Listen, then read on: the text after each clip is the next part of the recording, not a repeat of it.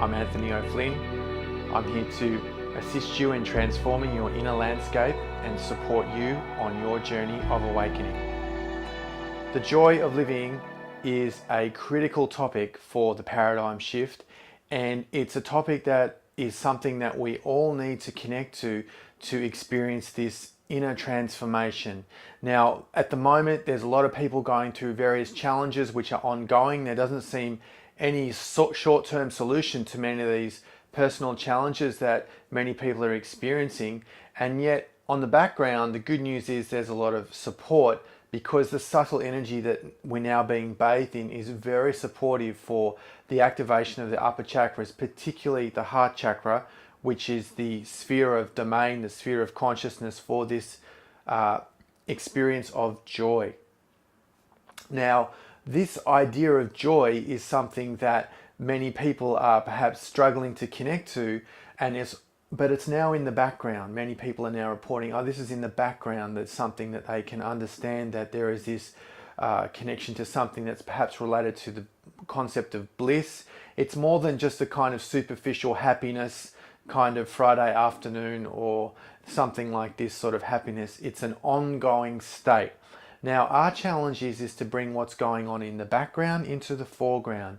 And by that, our goal is to change our focus, what we're actually trying to connect to, by pushing this into the forefront of our attention.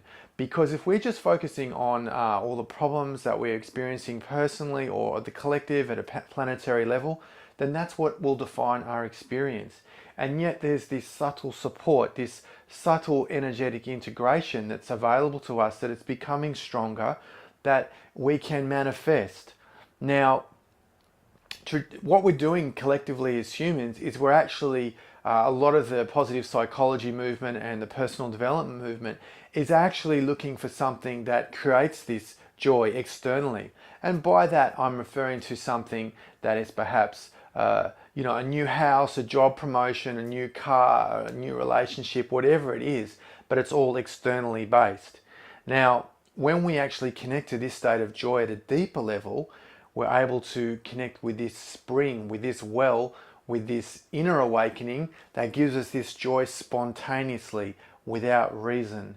And in many ways, it's like we're putting the cart before the horse, because we're simply looking to this kind of, I'll be happy when I achieve this, I'll be happy when I experience that. And we're trying to connect to joy from an external perspective. Now, when we wind back the expectations that we have in our daily life, in our short-term, our long-term goals, it hones us into the present moment, which I'm going to be reiterating again and again in these videos, because this is the vehicle to experience joy as to what's actually showing up in our life, without being so dependent upon these peak experiences, these peak external experiences. So by that, I'm referring to the simplicity as the feeling of the sun on our face, or the sound of the waves crashing on the shore, or watching the people around us in a state of happiness, in laughter, or enjoying a good meal. These simple things. But if we're not present, available to experience the present moment, then we're missing out on these things, and in essence, we're missing out on the joy of life itself. So there's nothing wrong with using these external states as a support to experience more joy. But it goes deeper when we have this happiness that's for no particular reason.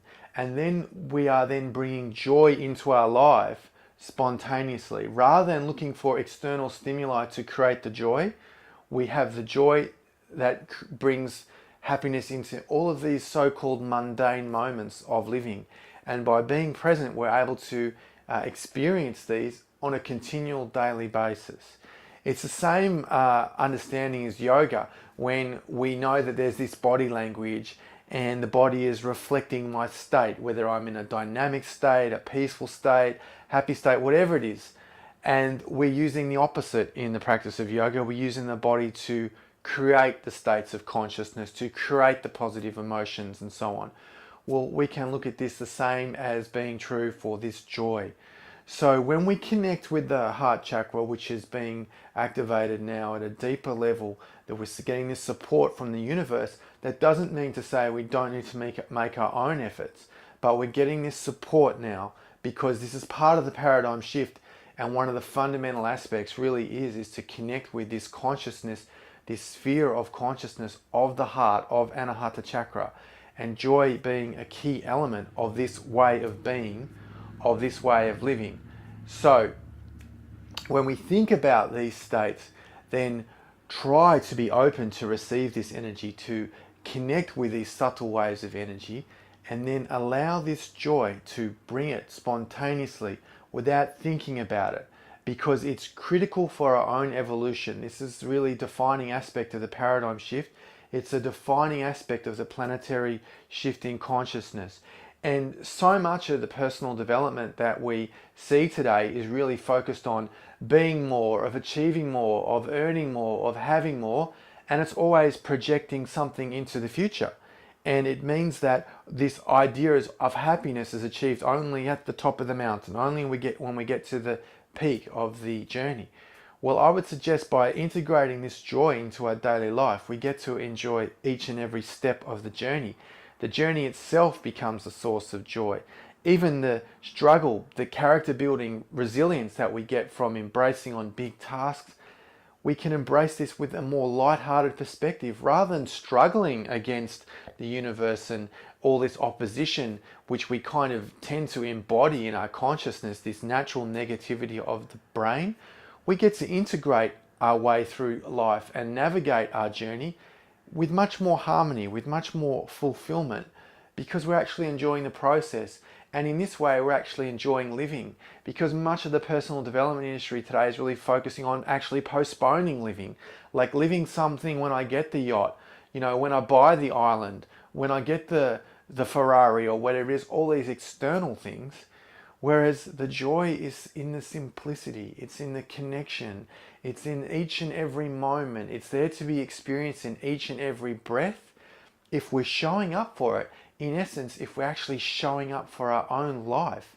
And this Sufi saying that within your house dwells the treasure of joy, so why do you go begging from door to door? It really sums up this analogy that instead of being externally focused for our fulfillment, for our happiness, for our contentment, simply connecting with this inner fountain that is within, because that's where the true treasure is. That's where the gift is.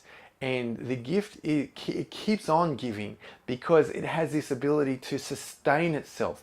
It's like an amplification, like a cycle of joy, of appreciation, of gratitude, feeds back into itself. It doesn't need a really concrete external reason, a validation, if you like to think of it like this, to experience this state of joy. This, in essence, is our natural way of being. And really, the big transformation, much of it on this planet, is to actually return to our natural way of living, our natural way of being, which we've lost contact with. We've lost contact with this essence, and simply returning to this simplicity of joy is our natural state. It's the way that the divine plan really encodes this, if you like, in our DNA, in our consciousness. But we have to undergo this awakening in order to experience the beauty of living, the joy of living. Now, look, I'm not telling you that this is that simple to achieve. I'm not saying that this is something that I have necessarily mastered myself. But what I'm sharing with you is that is the vision for the paradigm shift. That is the vision for the new paradigm, is to connect with this state of this purity, this beautiful joy, this inner harmony that really is an essence of the new earth, because we all have the potential. It's a matter of attuning our vibration, our frequency at this level. And of course, the overall complete consciousness of the heart is one of the key aspects of the ongoing transformation we're experiencing. What's important is at least that we know the goal. The goal is not really about keeping up to date with geopolitics minute by minute, or to know the latest conspiracy, or to have the inside information on what's going on behind the scenes with the elite. Sure, it's interesting. It's something to keep an overview of, but that is not the goal of human evolution. That is not the real fundamental aspect of the paradigm shift. Paradigm shift is to connect to the higher states of consciousness that we have all been encoded with. This is part of our energetic DNA, if you want to think of it like this. So contemplate this. What can you do to amplify joy in your life? What can you do to connect with a greater degree of the heart? And how can you experience this moment by moment, not waiting for some huge event, for some significant moment? Make every moment significant. Make every moment joyful. That's the road ahead for all of us, including me. It's really something that I've noticed is on the back burner, if you want to think of it like this. But our challenge is to bring it into the front aspect of our consciousness, so we are aligned, so we are integrated, so we are attuned, and we are actually consciously attempting to bring this joy into what we're doing. And it's definitely a process, and it's a process we're all undergoing. So hope you got something out of the video. Give it a thumbs up if you got something to think about, something that you got an aha moment from. Subscribe to the channel. See you in the next video. If you're watching this, you are the shift.